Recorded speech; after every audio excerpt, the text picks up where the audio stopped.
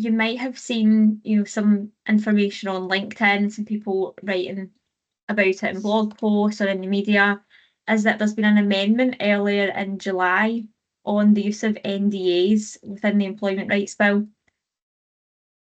When the Deputy Prime Minister Angela Rayner popped up a screenshot of a quote from her kind of official press release on this change.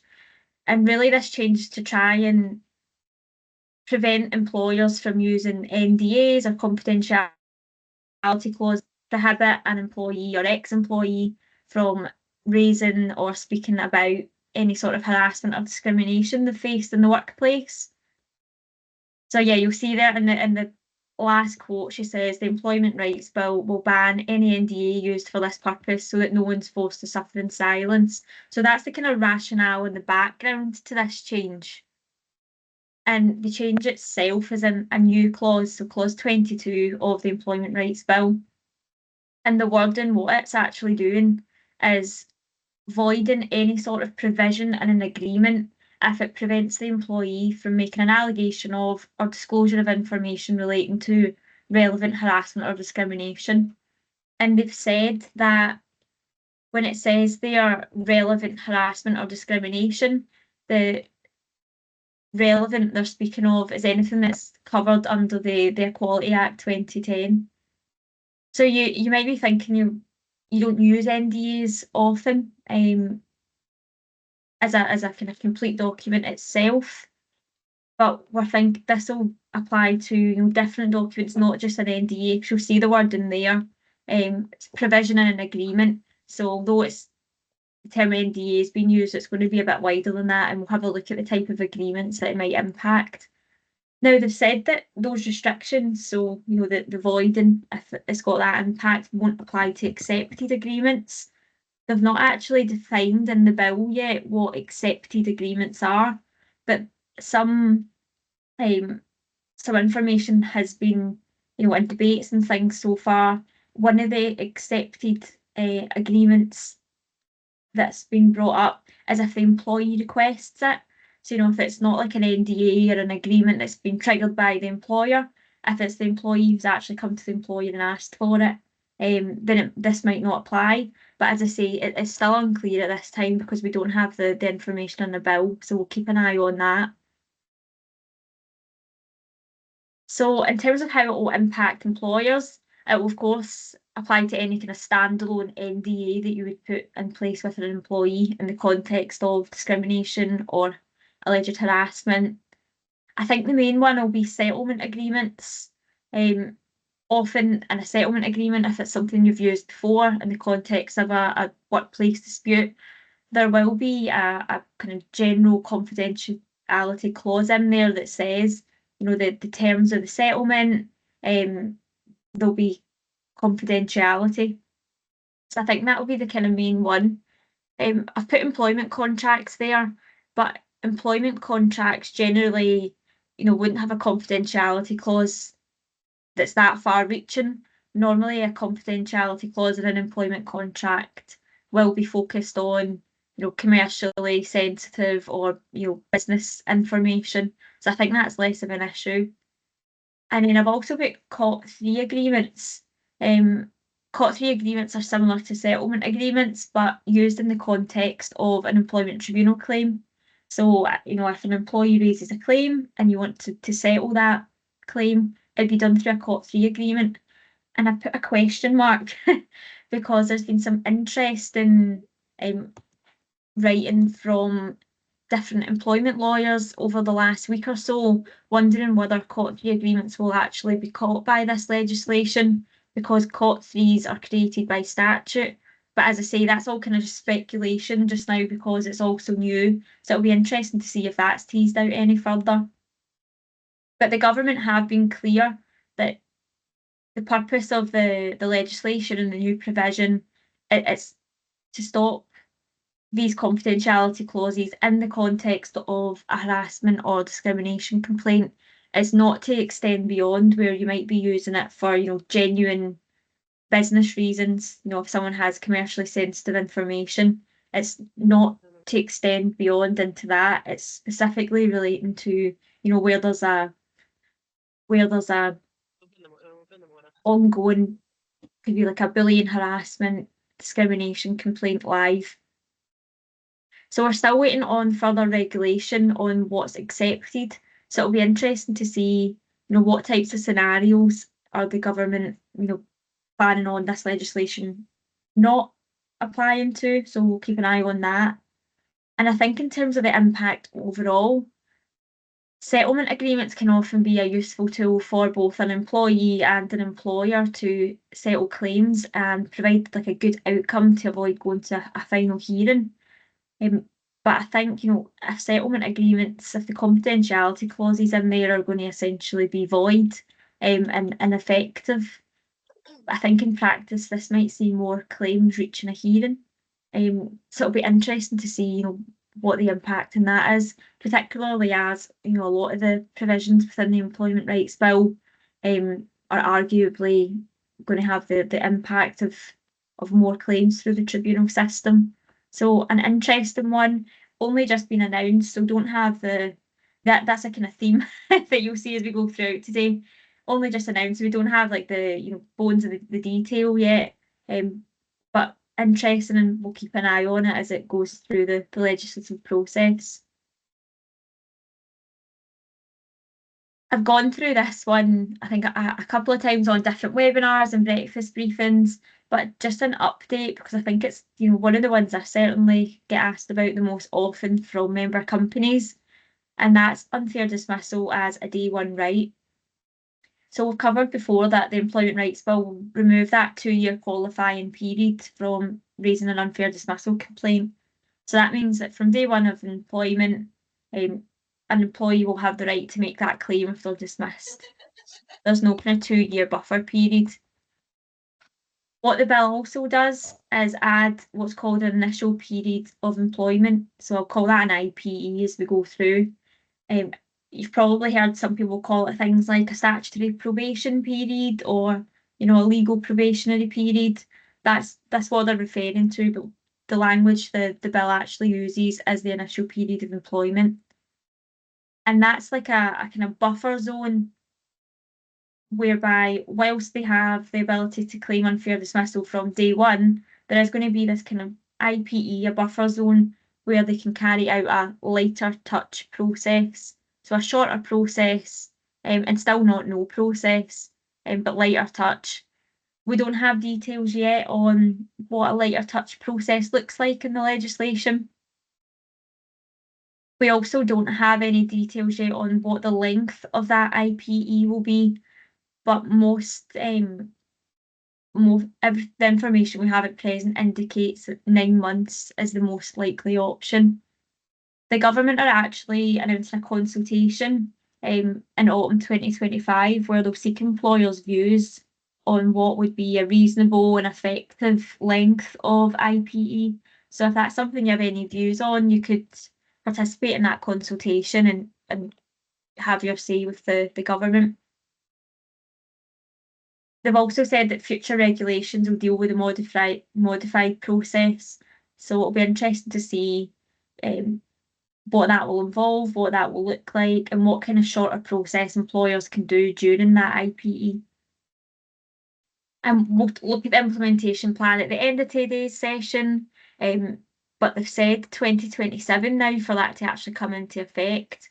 So this is going to be one of the last ones that actually become effective and the full Employment Rights Bill. So we do have some time to get ready for this, to get prepared once we know the detail.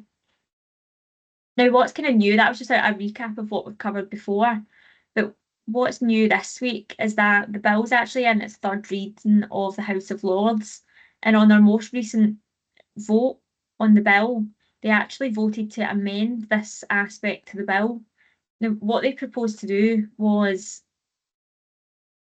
scrap the idea of the day one rights, remove the IPE, but reduce the qualifying period from 2 years to 6 months.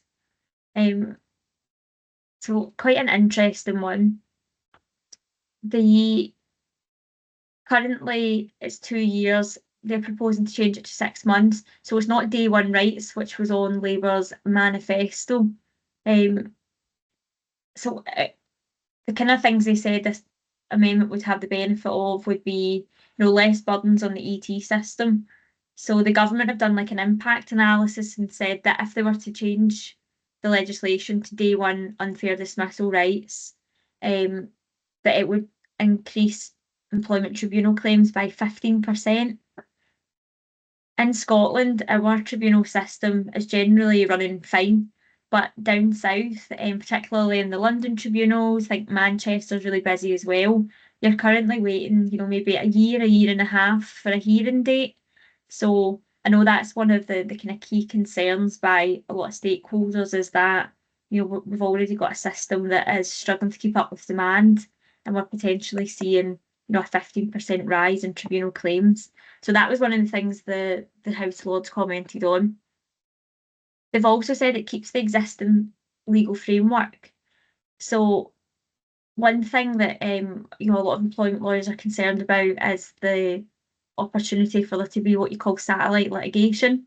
So the current proposal proposes, you'll have day one rights and you'll have this initial period of employment where you can do a lighter touch process. And what that will cause is, employers will then make dismissals during a lighter touch process during that period. The employee can still raise a claim. So we'll see quite a lot of litigation to work out, what is a reasonable, what is the correct lighter touch process to dismiss someone fairly. So we would actually, have to see some cases go through the tribunal to actually pin down, what judges make and how they assess that initial period of employment, what's going to be reasonable during that period. So that's another aspect that people are a bit worried about. And it extends protection for employees still because they still, from 6 months on, rather than 2 years on, have the right to claim unfair dismissal. But it's simpler. It's not reinventing the wheel, it's just extending what's already in place. So that was their kind of the things they raised in the debate when they were before doing this vote. So now this is going to go back to the House of Commons, and I think this will likely be rejected. One of their key manifesto commitments was kind of day one unfair dismissal rights. So I think going back on that and, it's not day one rights, but 6 month rights. I just can't see them accepting this. Generally, it might be that the House of Lords come back with some tweaks or some more questions. But it's called the Salisbury Convention, and the House of Lords generally won't block a bill from passing if it's one of the, if it's the party's kind of manifesto commitment. So we'll continue to monitor it as it kind of ping pongs between the House of Lords and the House of Commons. Interesting to see that the House of Lords comments there and how it kind of echoes a lot of the worries that we've been seeing. And another piece of news on the employment rights bill in the last week or so is that we now have some form of implementation plan that kind of sets out when things will come into effect. So the implementation plan is contained in the Employment Rights Bill roadmap. You'll get a copy of the slides afterwards. So I've linked it so that you can click and actually have a look at it. It's got information on when all the different consultations open. So I think I'd mentioned that there is a consultation on different aspects of the day one unfair dismissal rights.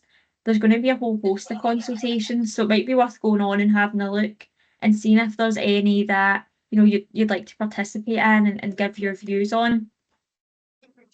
And then after the consultation section, it's then got kind of implementation plan of when we can expect to see changes actually coming into effect and employers having to, adhere to them. You'll see as we go through, I've not actually changed the language of these bullet points. I've lifted them straight from the implementation plan, but you'll see some of them are a bit generic and vague.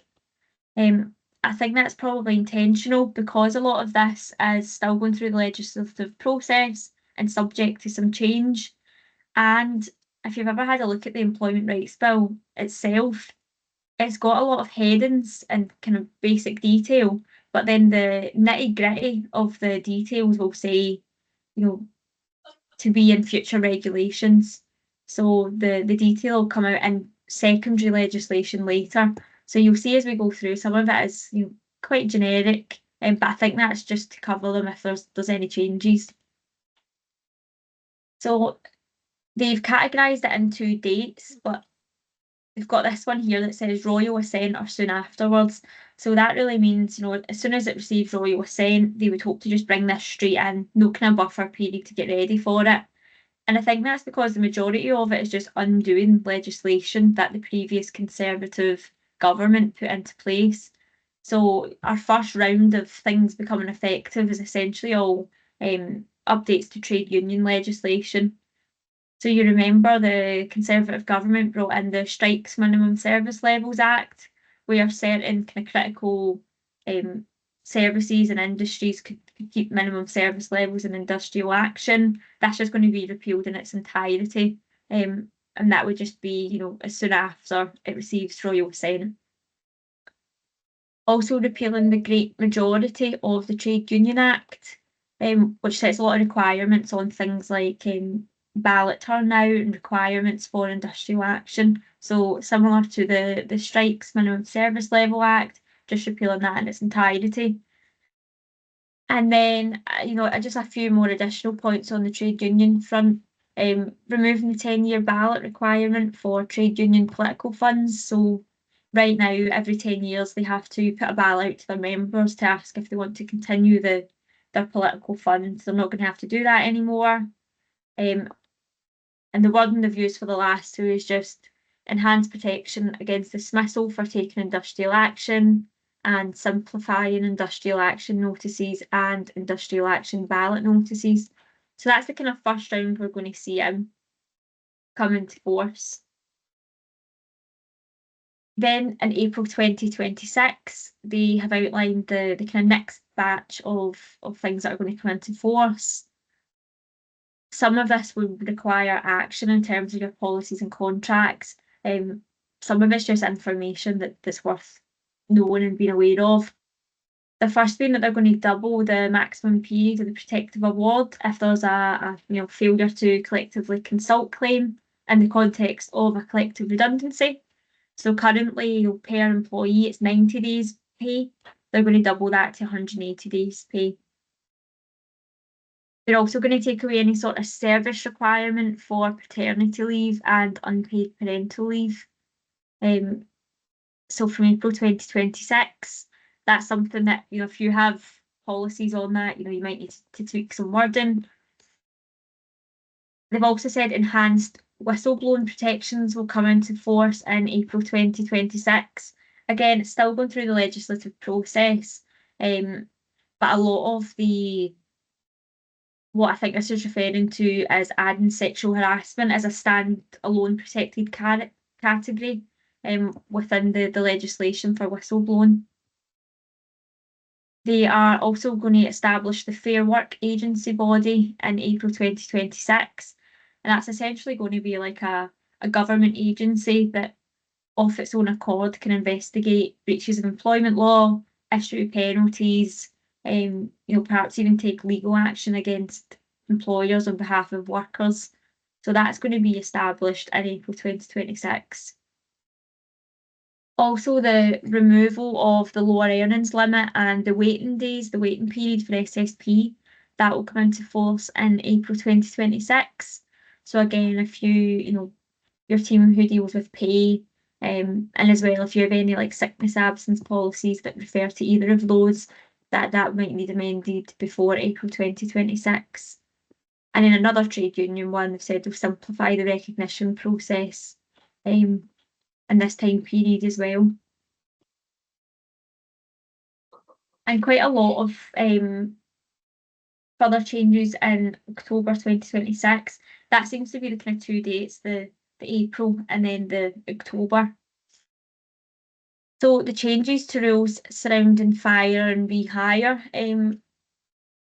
should come into force in April 2026, which I think is actually one that we're going to do a standalone session on soon.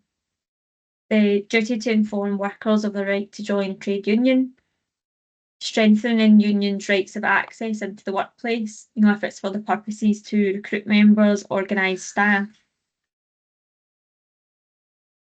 You'll also remember that last year they brought in the new Worker Protection Act, whereby employers have to take reasonable steps to prevent sexual harassment in the workplace. Labour are actually going to extend this, and to extend it, what they're doing is adding that word all, so requiring employers to take all reasonable steps. And although it's just the one word added in, it will have the kind of impact of making that higher bar, having to look at what's reasonable and actually doing, all of it. So that will increase that requirement.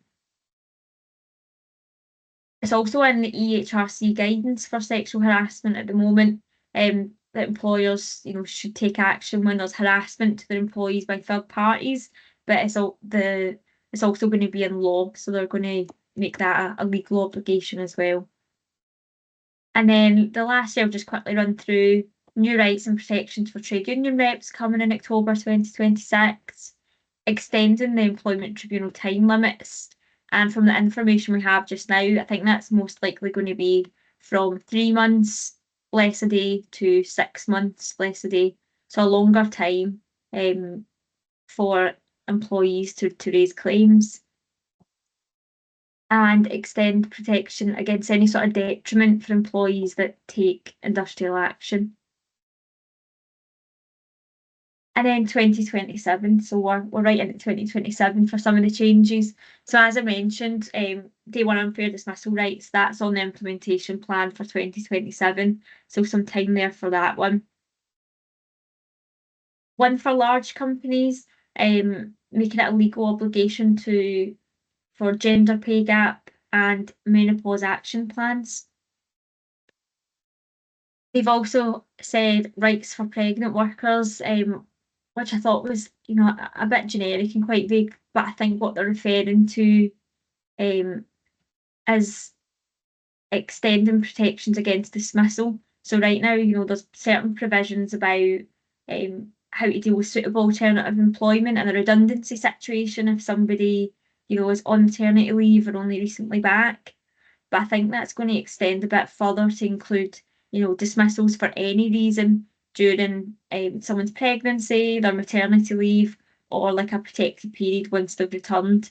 So rather than just provision about redundancy, I think they're going to be looking more wider at any sort of dismissal for any reason, for an employee protected during that time.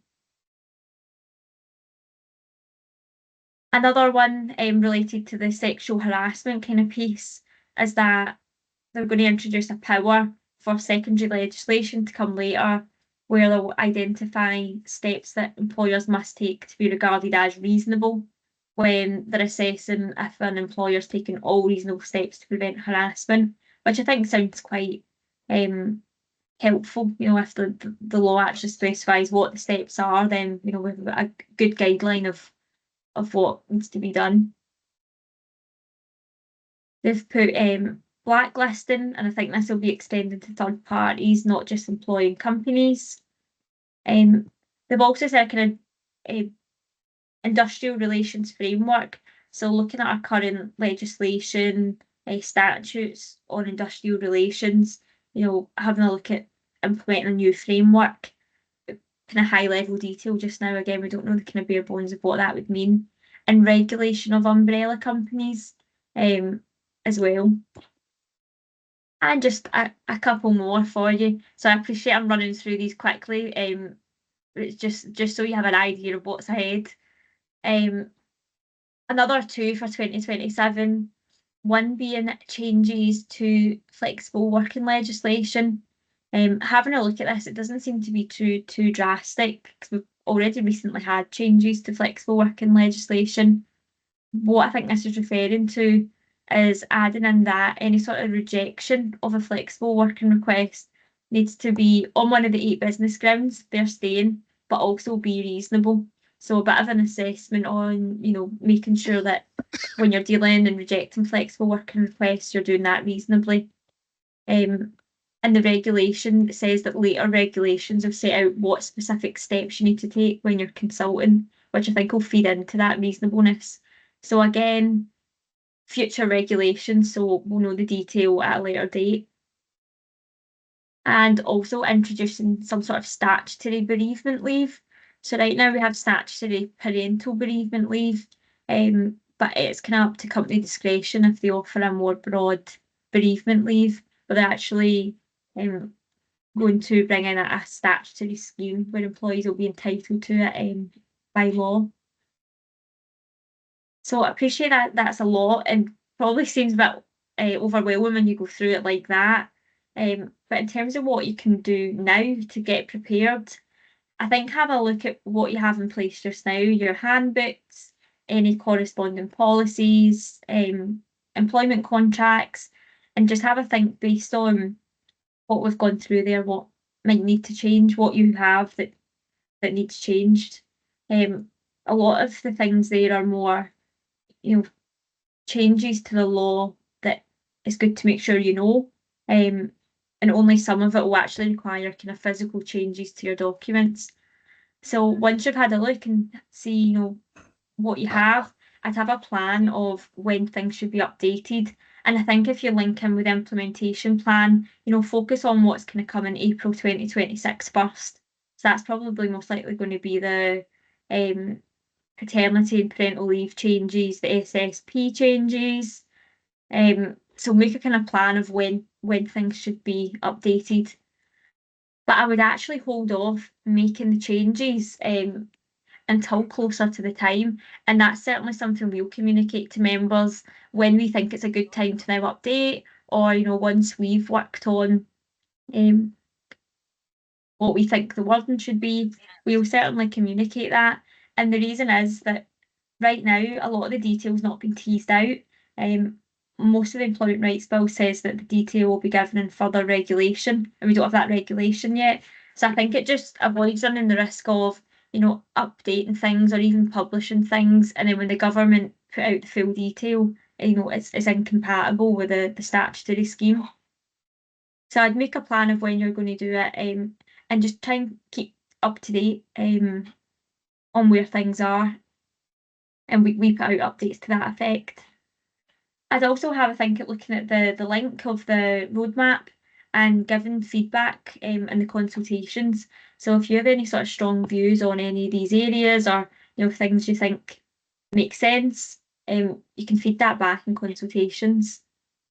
And just a reminder that if you are a member company who takes our employment law services, we can obviously assist with updating your documents and making changes for you when it comes to the time to make those changes. So sorry, I've went 2 minutes over there. That kind of concludes us for today.